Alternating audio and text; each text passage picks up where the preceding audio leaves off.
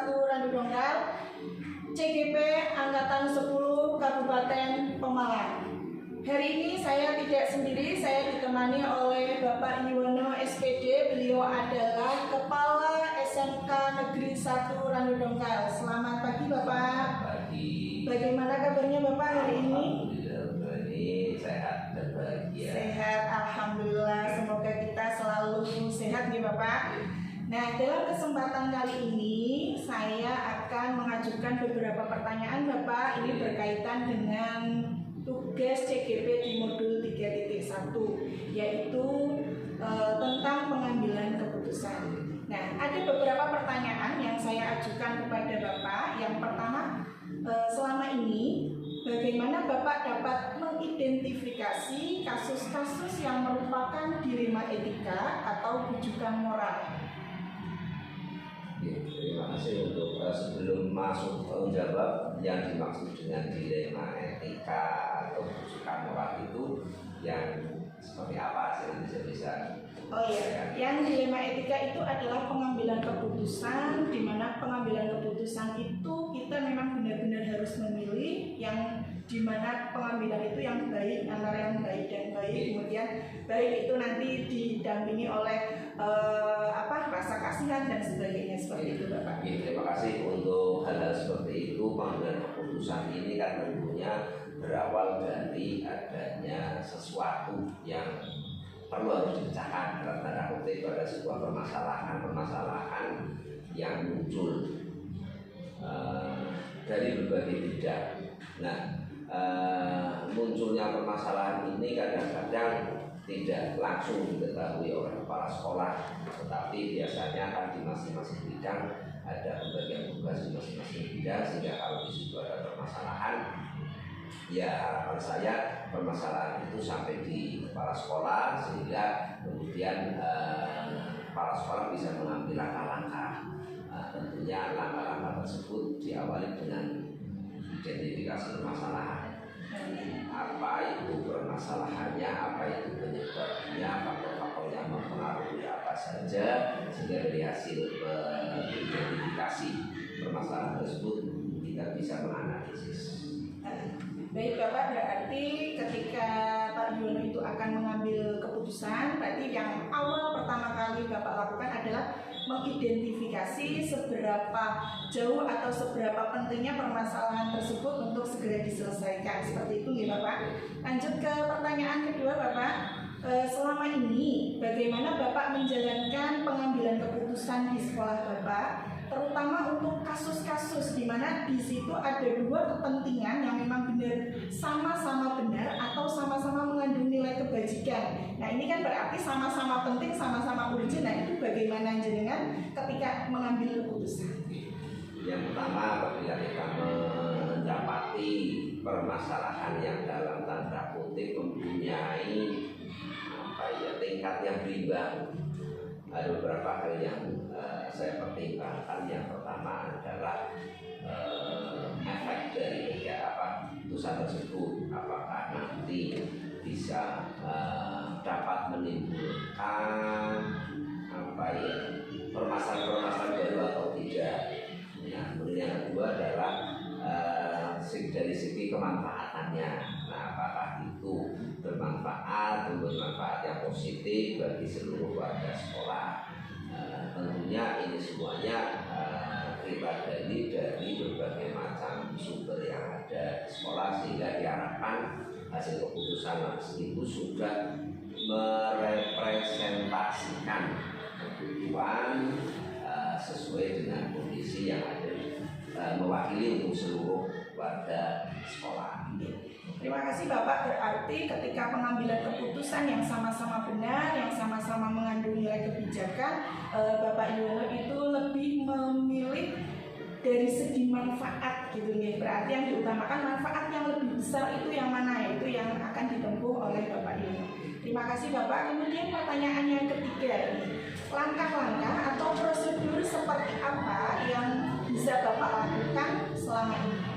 Yang pertama tentunya diawali dari identifikasi permasalahan, tentunya berasal dari masing-masing bidang. kemudian kita kumpulkan, kita cari masing-masing, kemudian setelah itu kita diskusikan, kita koordinasikan, sehingga setelah kita lakukan koordinasi nanti bisa kita analisis, kita bisa ambil kesimpulan. Nah, setelah itu baru kita nanti sosialisasikan, kemudian kita implementasikan nanti. Terus setelah itu kita lakukan evaluasi lagi apakah itu masih ada perbaikan untuk ke depan, sehingga semuanya akan menjadi lebih baik lagi. Oke, terima kasih Bapak, sangat luar biasa jawabannya. Jadi Pak Yono selalu untuk update bagaimana kedepannya agar lebih baik dan lebih baik lagi seperti itu. Oke, kita lanjut ke pertanyaan keempat Bapak. Hal-hal apa saja yang selama ini Bapak anggap efektif dalam pengambilan keputusan pada kasus-kasus dilema etika? Atau mungkin di dalam dilema etika ini ada permasalahan dari sekolah atau guru atau karyawan yang mungkin sudah Bapak lakukan untuk pemecahan masalahnya? Ya, jadi kalau menurut saya hal yang paling efektif itu adalah kita memanusiakan manusia, sehingga semua manusia punya permasalahan. Kalau mereka kita ajak bersama dengan diskusi yang dalam tanda kutip diskusi itu tentunya dalam kondisi yang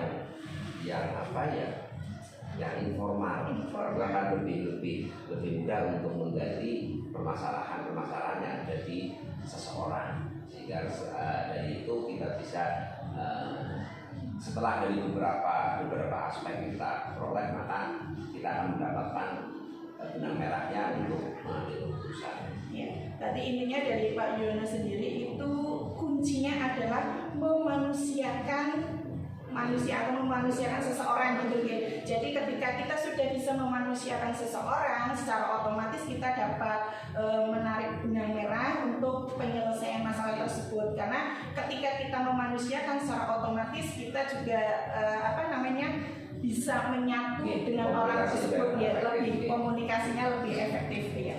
Terima kasih Bapak. Kita lanjut ke pertanyaan ke-6. Nah ini, apakah Bapak memiliki sebuah tata kala atau jadwal tertentu dalam menyelesaikan kasus, dan kemudian apakah Bapak itu langsung menyelesaikan di tempat atau memiliki sebuah jadwal untuk menyelesaikannya dalam bentuk prosedur seperti apa? Mohon dijelaskan. Terima kasih untuk mengidentifikasi permasalahan yang ada, kemudian solusi apa yang harus kita pecahkan. Itu di saya terutama itu ada mekanisme yang pertama itu rapat koordinasi antar bidang yang itu sudah terjadwal. Dari kegiatan tersebut itu bisa kita rencanakan, kemudian bisa kita laksanakan, kemudian juga nanti bisa kita evaluasi, karena ini adalah mekanisme yang rutin, sehingga semuanya bisa kita lakukan mulai dari perencanaan, pelaksanaan sampai dengan evaluasi, sehingga nanti ke depan itu diharapkan kegiatan-kegiatan yang lanjutannya atau kegiatan yang sama bisa berjalan lebih baik lagi, kemudian bisa bermanfaat bagi warga sekolah. Ya, baik Bapak, berarti intinya di dalam penyelesaian kasus atau penyelesaian suatu masalah, Bapak selalu membuat jadwal terstruktur gitu ya, karena memang sudah menjadi program Bapak untuk setiap minggu atau setiap bulan Bapak? Setiap minggu. Setiap minggu. Insidental tergantung, kalau pada saat itu ada kegiatan, tentunya kegiatan rutin itu tidak jalan, atau juga melalui mekanisme briefing, kemudian pada saat apel itu adalah merupakan wadah yang paling tepat untuk menyampaikan berbagai hal yang terkait dengan program sekolah. Ya, baik, berarti itu bisa dilewatkan dengan apel atau rapat-rapat koordinasi gitu ya Bapak. Nah ini selanjutnya, ketika sudah sudah dijadwalkan, tadi juga Bapak sudah menyampaikan itu tergantung dari permasalahan. Kalau itu permasalahannya memang urgent dan pada saat itu memang harus diselesaikan, berarti sudah tidak melihat jadwal lagi gitu ya Pak. Ya, baik, terima kasih. Selanjutnya kita lanjut ke pertanyaan. Dari semua hal yang telah disampaikan, pembelajaran apa yang dapat Bapak petik dari pengalaman Bapak ketika mengambil keputusan dilema etika? Yang pertama tadi kita harus bisa memahami seluruh permasalahan yang ada di sekolah. Dan yang kedua, kita berusaha untuk mencoba memposisikan kita kepada orang yang sedang masuk dalam masalah tersebut. Yang kita bisa menimbang dari berbagai macam sisi. Kemudian yang kedua, kita menggali informasi dari berbagai sumber sehingga nanti kita bisa melihat permasalahan yang ada, apalagi kalau itu barangkali permasalahan itu melibatkan dua kepentingan dua kelompok, yang kita harus bisa mendengarkan, mengakomodir semua kepentingan yang ada di dua tersebut. Nah, harapannya bisa menjadi mediator lah untuk menjembatani dua permasalahan yang berarti intinya pembelajaran yang dapat Bapak ambil yang pertama itu dengan adanya kasus-kasus yang sudah dapat diselesaikan, itu kita semakin lebih lebih bijak lagi dalam mengambil sebuah keputusan, di mana keputusan itu merupakan permasalahan dari dua kelompok yang berbeda, mungkin sama-sama benar atau satu benar tetapi ada permasalahan lain yang akan ditimbulkan. Nah, berarti dalam hal ini menjadikan Pak Yono lebih bijak lagi dalam mengambil keputusan. Seperti itu ya Pak, untuk pengalaman atau pembelajaran yang dapat panjenengan ambil seperti itu. Oke, berarti kita cukupkan pertanyaan di pagi hari ini Bapak. Saya mengucapkan terima kasih. Mudah-mudahan apa yang disampaikan oleh Bapak dapat menjadi pembelajaran bagi kami, di mana kami juga di dalam CGP ini belajar untuk mengambil sebuah keputusan. Seperti itu Bapak. Terima kasih atas waktunya. Saya pamit. Assalamualaikum Bapak.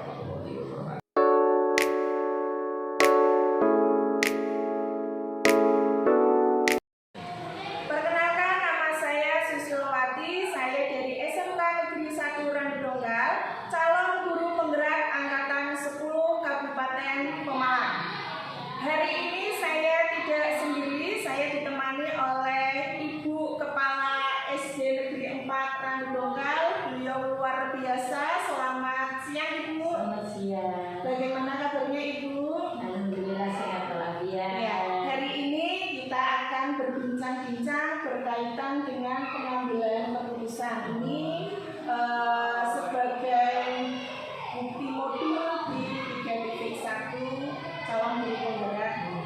Nah, untuk pada siang hari ini saya akan memberikan beberapa pertanyaan kepada Ibu. Nanti Ibu berkenan untuk menjawab pertanyaan-pertanyaan dari saya. Pertanyaan yang pertama ya Ibu. Selama ini bagaimana Anda mengidentifikasi kasus-kasus yang merupakan dilema etika atau rujukan moral? Pertama, saya itu akan mengidentifikasi permasalahannya dulu, kemudian membuat daftar fakta.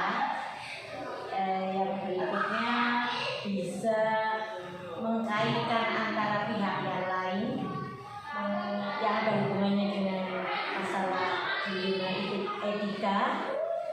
Kemudian apa saja kasus yang harus saya, maksudnya gini, kasus mana dulu saya pilih, kasus mana dulu yang harus saya tangani secepatnya. Kemudian setelah saya memilih kasus itu, apa yang harus saya lakukan? Itu cara permasalahan kasus. Oke, berarti tadi Bu Alifa membicarakan langkah awalnya adalah mengidentifikasi terlebih dahulu permasalahan mana yang memang harus diselesaikan terlebih dahulu. Jadi intinya dari segi urgennya ya Bu, kepentingannya ya Bu. Oke, terima kasih Ibu. Selanjutnya untuk pertanyaan yang kedua, selama ini bagaimana Anda menjalankan pengambilan keputusan di sekolah Anda, terutama untuk kasus-kasus di mana ada kepentingan yang sama-sama benar atau sama-sama mengandung nilai kebajikan? Saya akan mengambil keputusan itu berdasarkan 3 prinsip cara berpikir dalam pengambilan keputusan. Yang pertama itu berbasis hasil akhir, yang kedua berbasis peraturan, yang ketiga berbasis rasa peduli. Ya, luar biasa ini Ibu Alifa, tadi ada 3 prinsip, berbasis hasil akhir, berbasis rasa peduli, yang satu lagi peraturan. Oke, selanjutnya Ibu kita lanjut ke pertanyaan yang ketiga. Langkah-langkah atau prosedur yang seperti apa yang biasa Anda lakukan selama ini? Yang biasa saya lakukan selama ini untuk prosedurnya itu ada 6. Ini yang pertama, proses identifikasi masalah.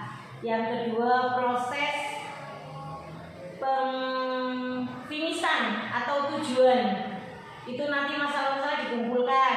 Yang ketiga, proses pengembangan dan evaluasi alternatif. Yang keempat, teknis pengambilan keputusan. Yang kelima, langkah-langkah implementasi solusi. Dan yang terakhir keenam, evaluasi implementasi solusi. Wah, sudah sangat komplit sekali ini ya Bu ya. Tadi yang sudah Ibu jelaskan tentang hal-hal apa saja yang Ibu ambil secara efektif tadi dari poin 1 sampai 6 sudah Ibu jelaskan. Terima kasih Ibu, luar biasa sekali dalam penanganan masalahnya. Kemudian kita lanjut ke pertanyaan kelima nih Bu. Hal-hal kelima. Hal-hal apa saja yang selama ini merupakan tantangan dalam pengambilan keputusan pada kasus-kasus dilema etika? Tantangannya ya, Ibu. yang pertama itu konflik kepentingan. Artinya kepentingan pribadi atau profesional yang bertentangan dengan kepentingan bertanggung jawab. Yang kedua, konflik pemangku kepentingan. Ini pengambilan keputusan yang adil dan transparan. Itu ya jujur aja ringan diucap tapi berat untuk dilakukan. Iya, kemudian yang berikutnya keterbatasan sumber daya. Keterbatasan sumber daya memprioritaskan alokasi sumber daya yang adil dalam batasan anggaran. Yang berikutnya masalah komunikasi yang jujur, kemudian yang terbuka, nanti bisa menimbulkan kepercayaan pada diri kita. Kalau tidak jujur, sudah terkesan tidak jujur kan kayaknya sudah tidak ada kepercayaan pada kita. Kemudian kepatuhan hukum. Yang terakhir itu kepatuhan hukum dan peraturan-peraturan yang merupakan tanggung jawab. Berarti itu berkaitan dengan tantangan-tantangan. Iya, tantangannya itu komunikasi yang kurang terbuka, tidak jujur, dan seperti itu. Itu yang sering dialami seperti itu, yang masalah yang saya alami di sini. Ya, berarti intinya di sini itu komunikasi sangat penting. Iya. Di dalam menyelesaikan sebuah masalah bagi Bu Alifa itu komunikasi itu penting, keterbukaan tentang permasalahan itu juga penting. Di samping itu juga masalah pribadi dan profesional itu loh yang jadi tantangan juga. Oke, kita lanjut Ibu untuk selanjutnya. Apakah Anda memiliki sebuah tatkala atau jadwal tertentu dalam sebuah penyelesaian kasus? Apakah memiliki sebuah jadwal untuk menyelesaikannya. Tergantung kasusnya. Kalau kasusnya dianggap urgent atau mendesak ya tidak saya buat jadwal, tapi sebagai seorang kepala sekolah itu kan punya manajerial ya bahasanya ya, punya manajemen yang bagaimana yang harus saya terapkan di sekolah saya biar semua kasus-kasus atau permasalahan itu bisa terselesaikan. Ya saya pilih dulu yang itu yang urgent, tapi yang paling tidak saya sudah mengidentifikasi permasalahan yang ada, kemudian saya sudah merencanakan bagaimana solusi penyelesaiannya sampai ke refleksi dan tindak lanjut tentang permasalahan yang ada yang saya hadapi. Gitu. Berarti dari Bu Alifah sendiri yang pertama tentu kalau untuk penjadwalan ada cuma prioritas. Iya, prioritas kalau itu memang harus secepatnya ditangani ya tanpa saya melihat jadwal. Saya mengabaikan jadwal, tetapi sebagai seorang kepala sekolah saya tetap punya suatu manajemen, suatu rencana program apa yang harus saya lakukan apabila kasus itu ada, atau kasus-kasus meskipun kasusnya kecil seperti ya tentang yang ada kaitannya dengan dilema etika seperti itu. Ini apakah ketika Anda sudah menjadwalkan atau sudah menyusun jadwal nih, besok saya harus menyelesaikan permasalahan A, besoknya permasalahan B, apakah untuk Bapak Ibu guru yang maaf nih, mungkin wakil dari jenengan yang dilibatkan untuk permasalahan ini? Maksudnya tanggapan dari mereka? Maksudnya jenengan apakah meminta kritik saran atau melibatkan mereka dalam proses penyelesaian? Tentunya saya tidak bisa bekerja sendiri. Saya melibatkan mitra kerja saya dalam artian guru-guru, karena bagaimanapun juga di jadwal saya itu ada beberapa item atau rencana. Yang pertama identifikasi dilema dulu, kemudian analisis situasi, kemudian mempertimbangkan solusi yang mungkin diselesaikan, kemudian membuat keputusan, dan yang terakhir menerapkan keputusan. Itu semua tidak bisa saya kerjakan sendiri, saya tetap melibatkan mitra kerja saya.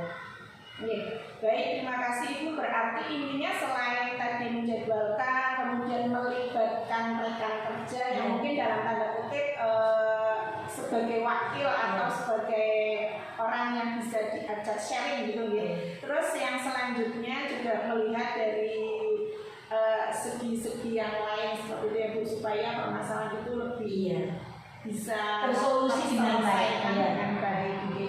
Baik Ibu, selanjutnya dari semua hal yang telah disampaikan oleh Bu Alifah, pembelajaran apa yang dapat Ibu petik dari pengalaman yang dalam ini dilema etika?